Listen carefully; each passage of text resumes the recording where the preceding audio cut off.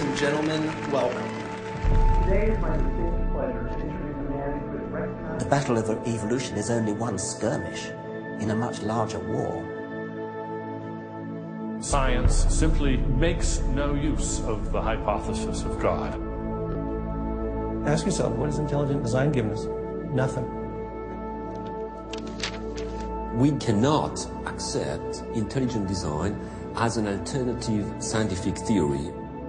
They will never accept that we have a better argument. They just pester us and they waste our time.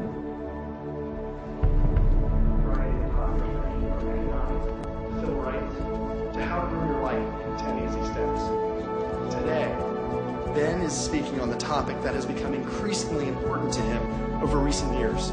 While Ben has always been an ardent supporter of science, lately he has noticed an alarming trend in the scientific establishment that could have dire consequences for every American. Without further ado, please join me in giving a warm welcome for Mr. Ben Stein. Thank you. Thank you very much. Thank you very, very much. Thank you. Thank you very much, everybody.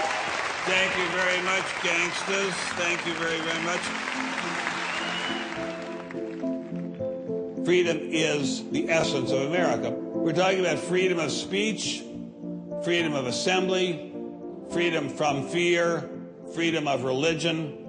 Martin Luther King said, America is essentially a dream, and he said it is a dream of freedom and equality, and freedom is the way to equality. And America simply would not be America without freedom. In every turning point in our history, the decision has always been about freedom. Freedom is what makes this country great. Freedom has allowed us to create, to explore, to overcome every challenge we have faced as a nation. But imagine if these freedoms were taken away. Where would we be? What would we lose? Well, unfortunately, I no longer need to imagine. It's happening. We are losing our freedom in one of the most important sectors of society, science. I have always assumed that scientists were free to ask any question, to pursue any line of inquiry without fear of reprisal. But recently, I've been alarmed to discover that this is not the case. It all began when I met evolutionary biologist Richard Sternberg in Washington, D.C. His life was nearly ruined when he strayed from the party line while serving as editor of a scientific journal affiliated with the prestigious Smithsonian Museum of Natural History. Your office was over there? That's correct. This here is the West Wing. Directly ahead of us is the West Wing of the Natural History Museum. So now you're not there anymore because you're a bad boy. No, I'm not. No, I was exiled. You're a bad boy. You question the powers that be. What was Dr. Sternberg's crime?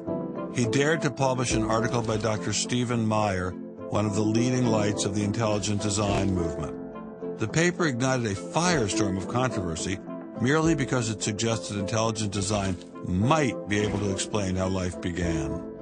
As a result, Dr. Sternberg lost his office, his political and religious beliefs were investigated, and he was pressured to resign. The questioning of Darwinism was a bridge too far for many. The mentioning of intelligent design that occurs at the end of the paper was over the top.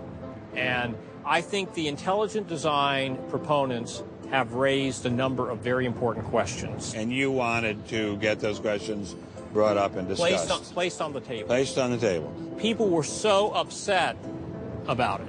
They were so upset that you could see they had a physical, emotional reaction. Wow.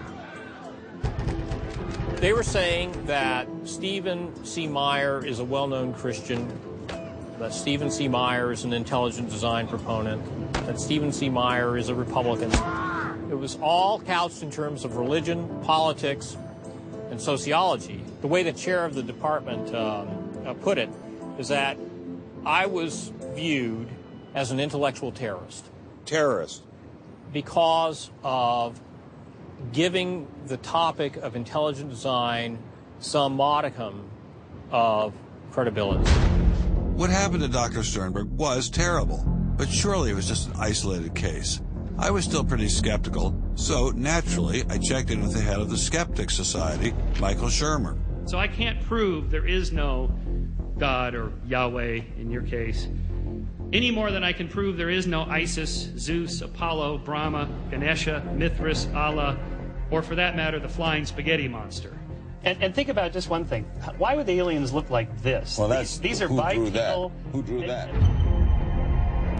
Skepticism, it's not a position you take. It's just an approach to claims. This one is called the borderlands of science, where sense meets nonsense. Is intelligent design nonsense? Well, it's unproven. So in that sense, it's nonsense. So I would put it in the sort of shaded areas between good, solid science and total nonsense. You know, it's sort of 3/4 of the way toward the nonsense side. But you think, nevertheless, people should be allowed to speak about it and publish papers about it? They are free to write and publish and be heard in public forums and go to conferences just like everybody else does. Well, what if a person published something, say at the Smithsonian, in favor of intelligent design and then lost his job over it? And it had been peer-reviewed, and published, and then he lost his job over it anyway. What would happen? What do you think about that situation? I think that particular situation, there was something else going on. What was going on? I don't know. I mean, I don't know, because I don't know. But I think there had to be something. People don't get fired over something like that. You roll up your sleeves, you get to work, you do the research, you get your grants, you get your data, you publish, and you work your butt off, and that's how you get your theories taught. Well, but wait a minute. What if you try and roll up your sleeves and go to work and work your butt off, and they say, well, we're going to fire you if you even mention the word intelligent design? I don't think that's happening. Where is that happening? George Mason University.